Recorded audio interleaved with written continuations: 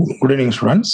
இந்த வீடியோவில் நாம இந்த காலேஜ் டிஆர்பி எக்ஸாம் 2024 வரப்போகுது. ஸோ அந்த எக்ஸாமுக்கான இந்த குவாலிஃபிகேஷன் என்ன, ஏஜ் லிமிட் என்ன, கெமிஸ்ட்ரியில் எவ்வளவு வேகன்சி இருக்குது அப்படிங்கிறத இந்த வீடியோவில் நம்ம பார்க்க போகிறோம். இப்போதான் என்னுடைய சேனலுக்கு நீங்கள் புதுசுன்னா என்னுடைய சேனலை சப்ஸ்கிரைப் பண்ணி வச்சுக்கிடுங்க. டிஆர்பி சம்பந்தமான எல்லா நியூஸும் உங்களுக்கு உடனுக்குடன் வரும். உடனடியாக சப்ஸ்கிரைப் பண்ணி வச்சுக்கிடுங்க. அப்போ இந்த டிஆர்பி வெப்சைட்ல இந்த நோட்டிஃபிகேஷன் இன்னைக்கு வெளியிட்டிருந்தாங்க. அதாவது 14/3/2024 இன்னைக்கு வந்துட்டு வெளியிட்டிருந்தாங்க. அப்போ அதுல இந்த assistant professor in government arts and science colleges and இந்த காலேஜஸ் ஆஃப் எஜுகேஷன், அப்போ இதெல்லாம் சேர்த்து மொத்தம் எத்தனை வேகன்சி கொடுத்துருந்தாங்க அப்படின்னு பார்த்தீங்கன்னா இந்த 4000 வேகன்சிஸ் கொடுத்துருந்தாங்க. அப்போ இந்த காலேஜ் டிஆர்பி எக்ஸாமுக்காக அப்ளை பண்ணக்கூடிய டேட்டும் கொடுத்துக்கிறாங்க. இந்த ஆன்லைன் மூலமா அப்ளை பண்ணக்கூடிய டேட்டு கொடுத்துக்கிறாங்க. அதாவது இந்த மாதம் கடைசி 28/3/2024 அப்ளை பண்றதுக்கு இந்த டைம் கொடுத்துக்கிறாங்க. ஸோ அதுல வந்துட்டு 1 மந்த் டைம் 29/4/2024 வரைக்கும் அவங்க அப்ளை பண்ணிக்கிடலாம். அப்போ இந்த 4000 வேகன்சி பார்த்தீங்கன்னா நிறைய இதுல வந்துட்டு பிரிச்சு கொடுத்துருப்பாங்க. அப்போ ஒவ்வொரு சப்ஜெக்ட்டுக்கும் கொஞ்சம் கொஞ்சம் வேகன்சி வச்சு டோட்டலா 65 சப்ஜெக்ட்ஸ் இதுல வருது. இப்போ 65 சப்ஜெக்ட்ல இந்த மாதிரி வேகன்சி ஒரு 250, 300 இந்த மாதிரி வேகன்சி ஒவ்வொரு சப்ஜெக்ட்டுக்கும் வருது. டோட்டலா பார்த்தீங்கன்னா 4000 வேகன்சி. இந்த ஷார்ட் ஃபால் வேகன்சியும் சேர்த்து உங்களுக்கு அவ்வளவு வருது. அதுக்கப்புறமா இந்த காலேஜ் டிஆர்பி நோட்டிபிகேஷன் பார்த்தீங்கன்னா 2019 ஒருக்கா வெளியிட்டிருந்தாங்க. இப்போ 2019 பார்த்தீங்கன்னா 28/8/2019 4/10/2019 வரைக்கும் உங்களுக்கு டைம் கொடுத்துருந்தாங்க. அப்போ அதுல நிறைய பேர் அப்ளை பண்ணியிருப்பாங்க. ஸோ அவங்க என்ன பண்ணணும், திரும்ப அப்ளை பண்ணணுமா அப்படின்னு பார்த்தீங்கன்னா திரும்ப கண்டிப்பா அப்ளை பண்ணணும். ஆனா அவங்க இந்த ரெஜிஸ்ட்ரேஷன் ஃபீஸ் மட்டும் பே பண்ண வேண்டாம். அப்போ 2019 அப்ளை பண்ணியிருக்கிறவங்க திரும்ப ஃப்ரெஷ்ஷா அப்ளை பண்ணணும். ஸோ அப்படி அப்ளை பண்ணும்போது அவங்க வந்து ரெஜிஸ்ட்ரேஷன் ஃபீஸ் மட்டும் பே பண்ண வேண்டாம் அப்படிங்கிறதையும் இதுல தெளிவா கொடுத்துட்டாங்க. அப்போ இந்த அசிஸ்டன்ட் ப்ரொஃபஸர் போஸ்டுக்கான இந்த ஸ்கேல் பே அப்படின்னு பார்த்தீங்கன்னா இந்த லெவல் 10, அதாவது 57,700 to 1,82,400. அப்போ இந்த போஸ்டுக்கான கோடு பார்த்தீங்கன்னா 24 ASC, total number of vacancy 4000 vacancy. அப்போ இதுல இந்த ஆன்லைன் மோட்ல அப்ளை பண்ணக்கூடிய டேட் கொடுத்துக்கிறாங்க. Last date 29/4/2024. எக்ஸாம் டேட்டு எப்பவும் பார்த்தீங்கன்னா 4/8/2024, அதாவது இந்த ஆகஸ்ட் மந்த். அப்போ ஆகஸ்ட் மந்த் இருக்கலாம், இல்லைன்னா செப்டம்பர், இல்லைன்னா அக்டோபர். அதுக்கப்புறமா இன்டர்வியூ, டேட் ஆஃப் இன்டர்வியூ அதுக்கப்புறமா அனௌன்ஸ் பண்றதா இதுல சொல்லியிருக்கிறாங்க. அதுக்கப்புறமா இதுல வந்து vacancy, backlog vacancy 72, short fall vacancy 4. அதுக்கப்புறமா இதுல ஸ்பெஷல் ரெக்ரூட்மெண்ட் சொல்லி ஒரு 3 கொடுத்துக்கிறாங்க. கரண்ட் வேகன்சி 3921, டோட்டலா 4000 வேகன்சிஸ் இருக்குது. அப்போ இதுல இந்த சப்ஜெக்ட் வைஸ் வேகன்சிஸ், அதுக்கப்புறமா இந்த கம்யூனிட்டி வைஸ் வேகன்சி, அப்போ இதுவும் இதுல கொடுத்துக்கிறாங்க. கம்யூனிட்டி வைஸா என்னென்ன கம்யூனிட்டிக்கு எவ்வளவு வேகன்சி இருக்குது, சப்ஜெக்ட் வைஸா எவ்வளவு வேகன்சி இருக்குது. இப்போ இதுல நம்ம பாக்குறது என்ன அப்படின்னு பாத்தீங்கன்னா இந்த பேக்லாக் கேரிட் ஃபார்வர்ட் வேகன்சி, ஏற்கனவே உள்ள அந்த வேகன்சி இதுல கொண்டு வந்து காட்டியிருப்பாங்க. அதுதான் இந்த பேக்லாக் வேகன்சி. அதுல கெமிஸ்ட்ரிக்கு பாத்தீங்கன்னா ஒரு 7 வேகன்சிஸ் இருக்குது. அதுல எஸ்டி கேட்டகரியில ஒரு 5 வேகன்சி, அதுக்கப்புறமா ஜென்ரல் டெஃப்ல ஒரு 1 வேகன்சி இருக்குது. அதுக்கப்புறமா ஷார்ட் ஃபால் வேகன்சின்னு சொல்லி ஒன்று கொடுத்துக்கிறாங்க. எஸ்டில கெமிஸ்ட்ரியில 1 இருக்குது. அடுத்தது பாத்தீங்கன்னா இந்த கரண்ட் வேகன்சி, இப்போ உள்ள ஃப்ரெஷ்ஷா உள்ள வேகன்சி எவ்வளவு இருக்குது அப்படின்னு பாத்தீங்கன்னா இந்த உங்களுக்கு டோட்டலா மொத்தம் வந்துட்டு 65 சப்ஜெக்ட்டுக்கு இதுல கொடுத்துக்கிறாங்க. இந்த பாத்தீங்கன்னா தெரியும், 65 சப்ஜெக்ட்டுக்கு டோட்டலா 3921 வேகன்சி. இப்போ இதுல நாம இப்போ கெமிஸ்ட்ரி மட்டும் நம்ம பார்க்க போறோம். நமக்கு அதுதானே வேணும். கெமிஸ்ட்ரியில மொத்தம் எத்தனை வேகன்சி, அதாவது 263 வேகன்சி இதுல கொடுத்துக்கிறாங்க பாருங்க. அப்போ இந்த கரண்ட் வேகன்சி இந்த கெமிஸ்ட்ரிக்கு 263 வேகன்சிஸ் இருக்குது. அதில் பாருங்க ஜென்ரல் டர்ன், பிசி, பிசி முஸ்லீம், எம்பிசி, எஸ்சி, எஸ்சிஏ, எஸ்டி. அப்போ ஒவ்வொன்றிலையும் ரெண்டு ரெண்டா பிரிச்சுக்கிறாங்க. ஜென்ரல் டர்ன் ஒன்று உமன், ஜென்ரல் டர்ன் உமன் அப்படிங்கிறத இதில் பிரிச்சுக்கிறாங்க. அப்போ ஜென்ரல் டர்ன்ல பாருங்க, ஜென்ரல்ல 45, அதுல உமன்ல வந்து 19, பிசியில் டோட்டலாக ஜென்ரல் டர்ன்ல 38, அதுக்கப்புறமா உமனுக்கு பார்த்தீங்கன்னா 16 வேகன்சி இருக்குது. அப்போ உமனுக்கு பிசியில் எவ்வளவு பாருங்க, 38 + 16, அப்போ 44, 54 வேகன்சி. அப்போ அவங்க ஜென்ரல் டர்ன்லயும் போட்டியிடலாம் இல்லையா? 54, அங்கே ஒரு 45, 59, ஒரு 99 வேகன்சி பிளஸ் உமனுக்கு ஒரு 20 இருக்கு. அப்போ 120 வேகன்சி. அப்போ இந்த உமன் பார்த்தீங்கன்னா அவங்க என்ன பண்ணலாம், பிசி உமனா இருந்தாலும் அவங்களுக்கு வந்து 120 வேகன்சி இதுல அவங்களுக்கு அவைலபிளா இருக்குது. அடுத்தது பிசி முஸ்லீம், கொஞ்சம் வேகன்சி இதுல கம்மியா தான் இருக்குது. எம்பிசிக்கு நிறைய இருக்குது. உமன் பிளஸ் ஜென்ரல் டர்ன் பார்த்தீங்கன்னா 31, 41 வேகன்சி. எஸ்சி கேட்டகரிக்கு டோட்டலா 30 வேகன்சி இருக்குது. அது கீழே உள்ளது எல்லாம் தமிழ் மீடியம், டிஎம்னு போட்டிருக்காங்களே அதெல்லாம் என்ன தமிழ் மீடியம். அதுக்கு அடுத்தது பாருங்க இந்த ஜி, இந்த அப்போ இந்த ஜென்ரல் டர்ன் டபிள்யூ, அது எஸ்சிஏல 4+3 இருக்குது, எஸ்டியில் 2 வேகன்சி, அது தமிழ் மீடியத்தில் ஒரு வேகன்சி இருக்குது. ஸோ அடுத்தது பார்த்தீங்கன்னா இந்த விஐ, அது என்ன அப்போ இந்த விஷுவலி இம்பேர்டு, அப்போ அவங்களுக்கு பார்த்தீங்கன்னா இதில் இந்த ஜென்ரல் டர்னில் ஒரு வேகன்சி இருக்குது, எஸ்சி இடையில ஒரு வேகன்சி, எஸ்சியில் ஜென்ரல் டர்னில் ஒன்று.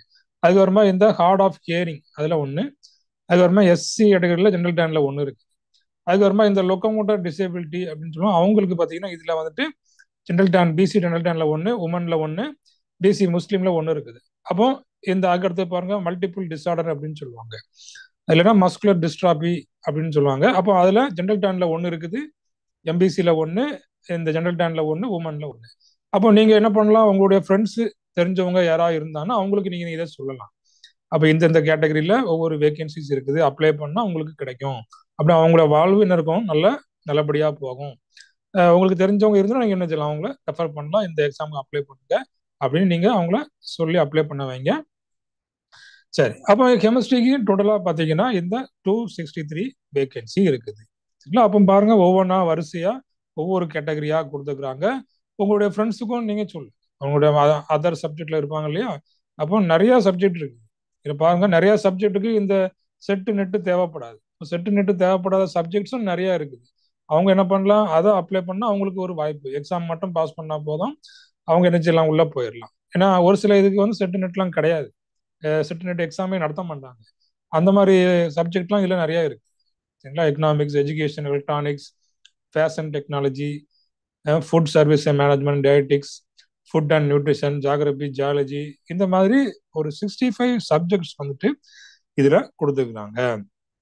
ஒவ்வொன்றிலையும் எவ்வளோ வேகன்சிஸ் இருக்குது அப்படிங்கிறதையும் பாருங்க. உங்களோட ஃப்ரெண்ட்ஸுக்கு நீங்கள் சொல்லுங்க, இந்த மாதிரி எக்ஸாம் போட்டிருக்கிறாங்க, நீங்கள் அப்ளை பண்ணுங்க, உங்களுக்கு போஸ்டிங் கிடைக்கும், எக்ஸாம் பாஸ் பண்ணியாச்சுன்னா போஸ்டிங் கிடைக்கும் அப்படிங்கிறத நீங்கள் சொல்லுங்க. தமிழுக்கு பாருங்க, தமிழில் வந்து 569 வேகன்சி, ரொம்ப அதிகமாக இருக்குது தமிழில். சரிங்களா? டோட்டலாக 3921 வேகன்சி, அந்த பேக்லாக் வேகன்சி எல்லாம் சேர்த்து 4000 வேகன்சிஸ் இதில் வரும். அடுத்தது பாருங்க, இந்த ஸ்பெஷல் ரெக்ரூட்மெண்ட் பிரசிடென்சி காலேஜில் பார்த்தீங்கன்னா ஜென்ரல் டர்ன்ல தமிழுக்கு ஒரு வேகன்சி, கம்ப்யூட்டர் அப்ளிகேஷன் ஒரு 2 வேகன்சி, டோட்டலா 3 வேகன்சிஸ் இருக்குது. அதுக்கப்புறமா இந்த reservation, vertical reservation, horizontal reservation, இது எல்லாமே வழக்கமா டிஆர்பி ஃபாலோ பண்ணக்கூடிய ஒரு ரிசர்வேஷன் தான். அதுக்கப்புறம் நாம இந்த வீடியோல முக்கியமா பார்க்கக்கூடியது என்ன அப்படின்னு பாத்தீங்கன்னா, இந்த ஏஜ் லிமிட் நம்ம பார்க்கணும். இந்த குவாலிஃபிகேஷனுக்கு முக்கியமா தேவையானது இந்த ஏஜ் லிமிட். அப்போ ஏஜ் லிமிட் பாருங்க, இதுல இந்த 57 இயர்ஸ், அதாவது 1/7/2024 ஜூலை 1ஆம் தேதி இந்த 57 இயர்ஸ் வந்து கம்ப்ளீட் ஆயிருக்க கூடாது. நல்லா ஞாபகம் வச்சுக்காங்க, ஜூலை 1ல என்ன இருக்கக்கூடாது, 57 இயர்ஸ் கம்ப்ளீட் ஆகக்கூடாது. அவங்க அது வரைக்கும் என்ன செய்யலாம், அவங்க எழுதலாம், எலிஜிபிள். அப்போ ஏஜ் லிமிட் வந்து என்ன செய்யலாம், 56 இயர்ஸ் வரைக்கும் அவங்க எக்ஸாம் எழுதலாம். அதுக்கப்புறமா இதுல எஜுகேஷனல் குவாலிஃபிகேஷன் அப்படின்னு பாத்தீங்கன்னா இதுல ஒரு நிறைய கொடுத்துக்கிறாங்க. ஒரு ஜிஓ வந்து இருக்குது, அது எல்லாமே இந்த ஜிஓ நம்பர் 5ல நிறைய அந்த எந்தெந்த பீரியட்ல என்னென்ன ஜிஓ பாஸ் ஆச்சு எல்லாமே அதுல கொடுத்துக்கிறாங்க. நீங்க இதை கிளிக் பண்ணிட்டீங்கன்னா உங்களுக்கு அந்த ஜிஓக்குள்ள போயிடும். அப்ப இதுலயும் ஒரு எலிஜிபிலிட்டி கொடுத்துக்கிறாங்க, அந்த எஜுகேஷன் குவாலிஃபிகேஷன் கொடுத்துக்கிறாங்க, அதையும் நம்ம இப்போ பார்த்துடலாம். அப்ப இதுல பாருங்க, இந்த டைரக்ட் ரெக்ரூட்மெண்ட் எதுக்கெல்லாம் அப்படின்னு பார்த்தீங்கன்னா, இந்த ஆர்ட்ஸ்ல இருக்குது. ஆர்ட்ஸ்ல நிறைய குரூப்ஸ் வரும் இல்லையா? Arts, commerce, humanities, education, social sciences, sciences, languages, physical education and journalism and mass communication. இதில் உள்ள எல்லா சப்ஜெக்ட்டுக்கும் எக்ஸாம், அதாவது டைரக்ட் ரெக்ரூட்மெண்ட்ல இந்த கேண்டிடேட்ஸ் எடுக்கிறாங்க. அப்போ இதுல ஃபர்ஸ்டா பாருங்க, இந்த அசிஸ்டன்ட் ப்ரொஃபஸருக்கான எலிஜிபிலிட்டி என்ன. அப்போ இதுல வந்து 2 இது கொடுத்துக்கிறாங்க இல்லையா? 2 இது கொடுத்துக்கிறாங்க. அப்போ அதுல ஒன்று ஏ, இன்னொன்று பார்த்தீங்கன்னா இதுல வந்துட்டு பி இருக்குது. இப்போ ஒன்று ஏ குவாலிஃபிகேஷன் அவங்க வந்து ஃபுல்ஃபில் பண்ணியிருக்கணும், இல்லைன்னா அவங்க வந்து இந்த பி பியில் உள்ளது அவங்க ஃபுல்ஃபில் பண்ணியிருக்கணும். அப்போ இதில் பாருங்க ஏல என்ன இருக்குது அப்படிங்கிறத பாருங்க. அப்போ ஏல பார்த்தீங்கன்னா இதில் என்ன கொடுத்துருக்காங்க அப்படின்னு பார்த்தீங்கன்னா 55% மார்க்ஸ், அதாவது மாஸ்டர் டிகிரியில் எவ்வளோ இருக்கணும்? 55% மார்க் இருக்கணும். அதாவது பிஜி டிகிரியில் 55% மார்க் இருந்ததுன்னா போதும் அவங்க எலிஜிபிள். அது மட்டும் கிடையாது, 55% மார்க் வச்சு ஒன்று அவங்க என்ன முடிச்சிருக்கணும், ஒன்று வந்துட்டு இந்த நெட்டு செட்டு இல்லைன்னா ஸ்லெட்டு முடிச்சிருக்கணும், இல்லைன்னா பிஹெச்டி அவங்க முடிச்சிருக்கணும். சரிங்களா? சரி, அப்போ இந்த 3ல் ஏதாவது ஒன்று முடிச்சிருந்தா தான் எலிஜிபிலிட்டி.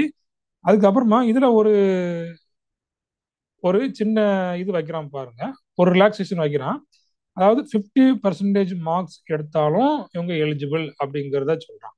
அதாவது என்ன சொல்றான் அப்படிங்கிற பாருங்க, யாருக்கெல்லாம் 50% எடுக்கணும் அப்படிங்கிறதையும் கொடுத்துக்கிறான்.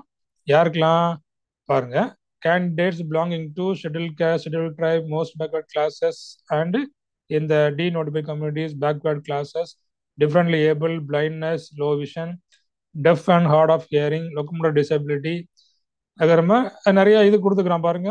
ஒவ்வொரு ப்ராப்ளம் உள்ளவங்களும் என்னச்சுலாம் இதுல ஒரு 5% ரிலாக்ஸேஷன் அவங்க சொல்லலாம். சரிங்களா? ஓகே, அப்போ அவங்க 55 இல்லாம 50 மார்க்ஸ் எடுத்தாலே அவங்க வந்து எலிஜிபிள்.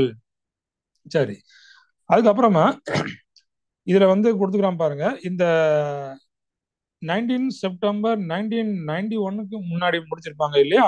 அப்போ அவங்களுக்கும் ஒரு 5% ரிலாக்ஸேஷன் கொடுக்குறாங்க. இப்போ அவங்களும் 50% எடுத்தா போதும், அவங்களும் என்ன செய்யலாம், இதுக்கு எலிஜிபிள். இந்த அசிஸ்டன்ட் ப்ரொஃபஸர் எக்ஸாமுக்கு அவங்களும் எலிஜிபிள். சரிங்களா? அடுத்தது இதுல இதுதான் முக்கியமானது கொடுத்துக்கிறோம் பாருங்க. அப்போ அது ஓகே, பிஜி டிகிரி ஓகே, பிஜியில் 50% மார்க் எடுத்திருந்தா போதும் எலிஜிபிள். அதே போல என்னமோ முடிச்சுக்கணும், பிசைட்ஸ் ஃபுல்ஃபில்லிங், அது போக மேலும் the above qualification, the candidate must have cleared the national eligibility test conducted by UGC இல்லைன்னா CSIR இல்லைன்னா சிமிலர் டெஸ்ட் ஸ்டேட் கவர்மெண்ட் வைப்பாங்களா, ஸ்லெட் செட் அவங்க வைப்பாங்க. Or who are or have been awarded PhD degree in accordance with the UGC minimum standard procedure for award of MPhil PhD degree. இப்போ UGC வந்து ஒரு minimum standard procedure வச்சிருப்பாங்க இல்லையா, அதை வந்து அவங்க ஃபுல்ஃபில் பண்ணியிருக்கணும், பிஹெச்டி முடிச்சிருக்கணும். சரிங்களா? அப்போ இந்த நெட்டு ஸ்லெட்டு செட்டு இல்லைன்னா அந்த பிஹெச்டி யூஜிசி படி அந்த யூஜிசி ப்ரொசீஜர் படி அவங்க பிஹெச்டி முடிச்சிருக்கணும். சரிங்களா? அதுக்கப்புறமா இந்த 2009 2016ல் 2 ரெகுலேஷன் வந்து சொல்லியிருந்தாங்க இல்லையா?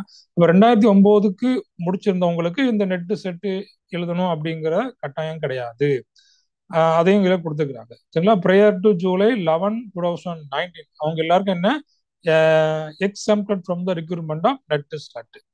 அதுக்கப்புறமா இந்த 2009 2016ல் 2 ரெகுலேஷன்ஸ் கொடுக்குறாங்க.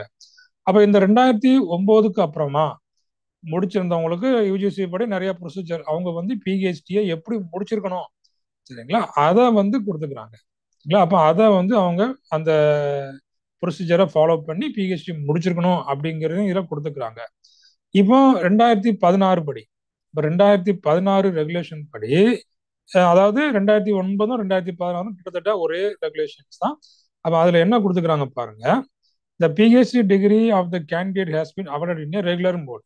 அப்போ அவங்க பிஹெச்டியை ரெகுலர் மோட்ல முடிச்சிருக்கணும். கரஸ்பாண்டன்ஸ் மோட்ல முடிச்சிருந்ததுன்னா அது எலிஜிபிள் கிடையாது. அதுக்கப்புறம் பாருங்க, அட்லீஸ்ட் 2 எக்ஸ்டர்னல் எக்ஸாமினர்ஸ் அவங்களுடைய பிஹெச்டி தீசிஸை எவாலுவேட் பண்ணியிருக்கணும், அது ஒன்று. அதுக்கப்புறமா ஓப்பன் பிஹெச்டி வெகா வாய்ஸை அந்த கேண்டிடேட் கண்டக்ட் பண்ணியிருக்கணும், அது ஒன்று. சரிங்களா? அதுக்கப்புறமா இந்த 2 ரிசர்ச் பேப்பர்ஸ் வந்து அவங்க பப்ளிஷ் பண்ணியிருக்கணும்.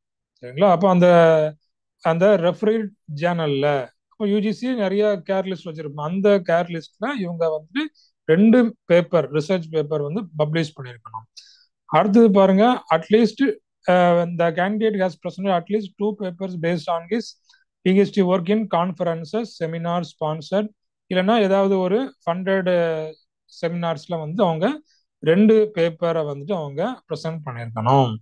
இதெல்லாம் இப்போ உள்ள அந்த procedure, minimum procedure, PhD award ஆகக்கூடிய மினிமம் ப்ரொசீஜரை அவங்க ஃபுல்ஃபில் பண்ணியிருக்கணும். சரிங்களா. அப்போ இந்த fulfilment of this condition is to be certified by the registrar or the dean of the university council. அப்போ அவங்க வந்து என்ன பண்ணியிருக்கணும், ரிஜிஸ்டர் வந்து சைன் போட்டுக்கணும். இந்த ஃபுல்ஃபில்மெண்ட் கண்டிஷன் இவங்க வந்து ஃபுல்ஃபில் பண்ணியிருக்கிறாங்க அப்படிங்கிறத ரிஜிஸ்டர் என்ன பண்ணியிருப்பாரு, அந்த பிஹெச்டி டிகிரியிலே அவரு சர்டிஃபை பண்ணியிருப்பாரு. அப்படி இருக்கணும். இதுதான் வந்து அந்த ஏபி குவாலிஃபிகேஷன்ல ஏ குவாலிஃபிகேஷன். அப்போ என்ன மினிமம் குவாலிஃபிகேஷன் என்ன, அப்போ பிஜியில் ஒன்று 55% மார்க்ஸ் எடுத்துருக்கணும். இல்லைன்னா ஒரு சிலருக்கு ரிலாக்ஸேஷன் கொடுக்குறாங்க, ஒரு 5%, 50% எடுத்துருக்கணும் இல்லையா. இப்போ அது போக நெட்டு, செட்டு, ஸ்லெட்டு இல்லைன்னா அதுக்கு அடுத்தது என்ன, அதுக்கு அடுத்தது இந்த பிஹெச்டி இல்லையா. இதுல ஏதாவது ஒன்று அவங்க வந்து முடிச்சிருக்கணும். சரிங்களா. இதுல ஏதாவது ஒன்று முடிச்சிருந்தாங்கன்னா அவங்க என்ன பண்ணலாம், இதுல இந்த டிஆர்பி எக்ஸாம் எழுதலாம். சரிங்களா. சரி, அடுத்தது பாருங்க, அடுத்த குவாலிஃபிகேஷன் என்ன, இந்த PhD degree has been obtain from a foreign university. அப்படி பிஹெச்டியை ஃபாரின் யூனிவர்சிட்டியில அவங்க வந்து முடிச்சிருந்தாங்க, அங்க அவார்டு ஆயிருச்சுன்னா என்ன பண்ணிருக்கணும், என்ன ப்ரொசீஜர் அப்படிங்கிறத பாருங்க. அப்போ அவங்க வந்துட்டு இந்த டாப் 500 இந்த வேர்ல்டு யூனிவர்சிட்டி ரேங்கிங்ல அவங்க வந்து இருக்கணும். சரிங்களா. அப்போ இதுல வந்து ஒரு 3 ரேங்கிங் கொடுக்குறாங்க. இந்த குவாக், குவாயர்லி, சைமன்ஸ் அப்படி ஒரு அதில் ஒரு ரேங்கிங் இருக்குது. டைம்ஸ் ஆஃப் ஹையர் எஜுகேஷன் அவங்க ஒரு ரேங்கிங் கொடுத்துக்கிறாங்க. Academic ranking world of universities அப்படிங்கிறது கொடுத்துக்கிறாங்க. அப்போ இந்த ரேங்கிங் பட்டியலில் ஒரு 500க்குள்ள அந்த யூனிவர்சிட்டி இருக்கணும், அதுதான் வந்து எலிஜிபிள் அப்படிங்கிறத கொடுத்துக்கிறாங்க. அப்போ NET, SLET, SET shall not be required for such masters programme in disciplines which NET shall not be conducted. அப்போ நிறைய ப்ரோக்ராம்ஸ் இருக்கு இல்லையா, நிறைய மாஸ்டர் ப்ரோக்ராம் இருக்குது பிஜியில். இந்த நெட் எக்ஸாம், ஸ்லெட் எக்ஸாம் வந்து கண்டக்ட் பண்ண மாட்டாங்க. சரிங்களா. அப்போ அந்த கண்டக்ட் பண்ணாதவங்களுக்கு இந்த நெட், ஸ்லெட் வந்துட்டு தேவையில்லை, நாட் ரெக்யூர்ட். சரிங்களா. அதுக்கப்புறமா இந்த special recruitment to the teacher deaf candidates apart from the qualification mention above. அப்போ அந்த ஸ்பெஷல் ரெக்ரூட்மெண்ட்டுக்கு என்ன பண்ணிருக்கணும் அப்படின்னு பார்த்தீங்கன்னா, அவங்க இந்த இதை முடிச்சிருக்கணும், டிப்ளமோ இன் டீச்சிங் டெஃப், அதை வந்துட்டு அந்த கோர்ஸ் அவங்க முடிச்சிருக்கணும். இன்னும் special BEd in teaching the hearing impairment, அதில் ஏதாவது ஒன்று இந்த ரெண்டுல ஏதாவது ஒன்று முடிச்சிருந்தாங்கன்னா அங்கே அந்த special recruitment to teach the def candidates வந்துட்டு அவங்க எலிஜிபிள். அதுக்கப்புறமா இதுல ஈக்குவலன்ஸ் ஆஃப் குவாலிஃபிகேஷன். அப்போ இது ஈக்குவலன்ஸ் ஆஃப் குவாலிஃபிகேஷன் நிறைய என்ன இருக்குது, இந்த ஜிஓ ஆர்டர்ல எல்லாமே கொடுத்துக்கிறாங்க இல்லையா. அப்போ அதை வந்து என்ன செய்யணும், இந்த டாக்குமெண்ட்ஸ் அப்லோட் பண்ணும்போது அவங்க இதை அந்த ஈக்குவலன்ஸ் ஆஃப் குவாலிஃபிகேஷனை அவங்க இன்க்ளூட் பண்ணணும், அப்லோட் பண்ணும்போது அதை இன்க்ளூட் பண்ணணும். சரிங்களா. அதுக்கப்புறமா இதுல வந்து இந்த அப்லோடிங் டாக்குமெண்ட்ஸுக்கு நிறைய கொடுத்துருக்காங்க. 10th, 12th, diploma, UG, PG, MPhil, BEd degree, MEd degree, PhD, NET, SLET. அதுக்கப்புறமா இந்த ஈக்குவலன்ஸ் குவாலிஃபிகேஷனுக்கு எவிடன்ஸு, கம்யூனிட்டி சர்டிஃபிகேட்டு. அதுக்கப்புறமா PSTM, no objection, contact certificate, character certificate. அதுக்கப்புறமா இந்த டிரான்ஸ்ஜெண்டர் ஐடி கார்டு, பிடபிள்யூடி சர்டிஃபிகேட். இப்படி இதில் பாருங்க, இதுலேயே நிறைய சர்டிஃபிகேட்ஸ் வருது. எதெல்லாம் உங்களுக்கு அப்ளிகபிளோ அவங்க என்ன பண்ணலாம், இதாவது அப்லோட் பண்ணும்போது இந்த டாக்குமெண்ட்ஸ் எல்லாத்தையும் அவங்க அப்லோட் பண்ணணும். சரிங்களா. ஓகே. அப்போ இதுதான் இதுல வந்துட்டு இந்த வீடியோல நாம வந்துட்டு முக்கியமா இந்த தெரிஞ்சுக்க வேண்டியது இதுதான். அதாவது என்ன, ஏஜ் லிமிட் வந்து என்ன, 57, அதாவது ஜூலை 1க்கு முன்னாடி அவங்க வந்து 57 இயர்ஸ் கம்ப்ளீட் ஆயிருக்க கூடாது. அதுக்கப்புறமா இந்த குவாலிஃபிகேஷன் அப்படின்னு பார்த்தீங்கன்னா கண்டிப்பா என்ன பண்ணிருக்கணும், பிஜியில் 55% ஆர் 50%, இல்லைன்னா என்ன பண்ணிருக்கணும், இந்த நெட்டு, ஸ்லெட்டு, இல்லைன்னா செட் எக்ஸாம், இல்லைன்னா பிஹெச்டி. சரிங்களா. அப்போ இந்த பிஜி முடிச்சிருக்கணும், அது போக இதுல இருந்து ஏதாவது ஒண்ணு கண்டிப்பா முடிச்சிருக்கணும். ஸோ அவங்க மட்டும்தான் இந்த எக்ஸாமை எழுத முடியும். சரிங்களா? அப்போ இந்த பிஜி வித் நெட் ஸ்லெட் இருக்கிறவங்க உங்களுக்கு தெரிஞ்சவங்க இருந்துச்சுன்னா அவங்க என்ன சொல்லலாம், அப்ளை பண்ண சொல்லலாம். இந்த காலேஜ் டிஆர்பி எக்ஸாம் அப்ளை பண்ணியாச்சுன்னா ஒரு போஸ்டிங் கிடைக்கிறதுக்கான நல்ல வாய்ப்பு இருக்கு. ஏன்னா வந்துட்டு எக்ஸ்பீரியன்ஸுக்கு வந்துட்டு ரொம்ப ஒன்றும் மார்க் இதில் கிடையாது, எக்ஸாம் தான் இல்லையா? அதில் வந்துட்டு டிஸ்கிரிப்டிவ் டைப் எக்ஸாம் இருக்குது, மல்டிபிள் சாய்ஸ் கொஸ்டின் இருக்குது. இதெல்லாம் பாஸ் பண்ணால் மட்டும்தான் அவங்களுக்கு அதுக்கப்புறமா இன்டர்வியூ இருக்கு. இதெல்லாம் பாஸ் பண்ணால் மட்டும்தான் அவங்க இந்த போஸ்டிங்குள்ள போக முடியும். சரிங்களா? ஓகே. அப்போ இதில் உங்களுக்கு ஒரு டவுட் கிளியர் ஆயிருக்கும். அதாவது என்ன, ஏஜ் என்ன, குவாலிஃபிகேஷன் என்ன, வேகன்சி என்ன. அப்போ இந்த மூணும் இதில் கிளியர் ஆயிருக்கும். ஜென்ரல் டேன்ல எவ்வளோ வேகன்சி இருக்குது, பிசியில் எவ்வளோ இருக்குது, பேசிக் முஸ்லீம் எவ்வளோ இருக்குது, ஒவ்வொரு டேன்லையும் எவ்வளோ வேகன்சி இருக்குது அப்படிங்கிறத நீங்கள் தெரிஞ்சுக்கிட்டீங்க. அதுக்கு தகுந்தாப்புல நீங்கள் என்ன செய்யலாம், படிக்க ஆரம்பிக்கலாம். ஒரு 5 months கிட்ட இருக்குதுன்னு நினைக்கிறேன். இந்த எக்ஸாமுக்காக 5 months இருக்குது. இப்போ இருந்து நீங்கள் ஹார்ட் ஒர்க் பண்ண ஆரம்பிச்சிங்கன்னா ஈஸியாக இந்த எக்ஸாம் நீங்கள் பாஸ் பண்ணிடலாம். அப்போ இதுக்கு இந்த எக்ஸாமுக்காக நம்ம வந்து ஆன்லைன் கிளாஸஸ் கண்டக்ட் பண்ண போகிறோம். அப்போ அந்த ஆன்லைன் கிளாஸில் நீங்கள் ஜாயின் பண்ணணும்னா நம்ம டிஸ்கிரிப்ஷனில் வந்துட்டு நம்முடைய மொபைல் நம்பர்ஸ் கொடுத்துக்கிறேன். நீங்கள் அது மூலமாக என்னைய கான்டாக்ட் பண்ணி நீங்கள் என்ன டீட்டெயில்ஸ் அப்படிங்கிறத கேட்டுக்கலாம். வாட்ஸ்அப் பண்ணாலும் சரிதான். சரிங்களா? Thank you students. அடுத்த வீடியோவில் நம்ம இன்னும் நிறைய முக்கியமான இந்த டீட்டெயில்ஸ் பார்க்க போகிறோம். நோட்டிஃபிகேஷன் என்னென்ன கொடுத்துருக்குறாங்க அப்படிங்கிறத நம்ம ஒவ்வொரு டீட்டெயில்ஸாக பார்க்கலாம். தேங்க்யூ. நெக்ஸ்ட் வீடியோவில் நம்ம பார்க்கலாம்.